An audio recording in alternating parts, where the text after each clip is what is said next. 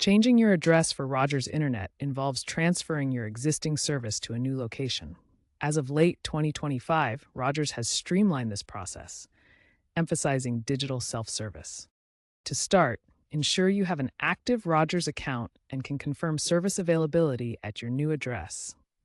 Be prepared to provide proof of your new address, such as a utility bill, especially for business accounts which may need a new lease agreement.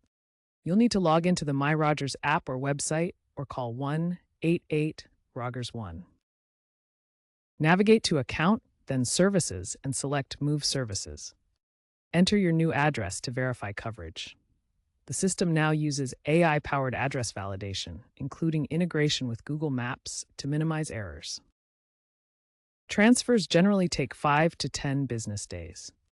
After confirming service availability, select your transfer type, whether you want to keep your current plan or upgrade. You might be eligible for a plug-and-play option, avoiding technician visits.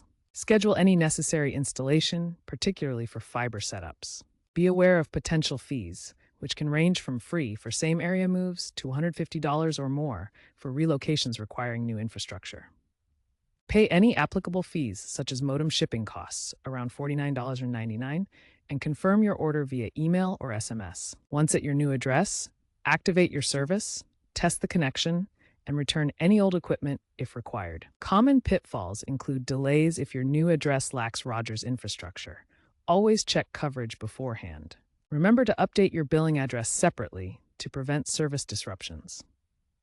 If you encounter issues, Rogers provides 24/7 support chat for troubleshooting.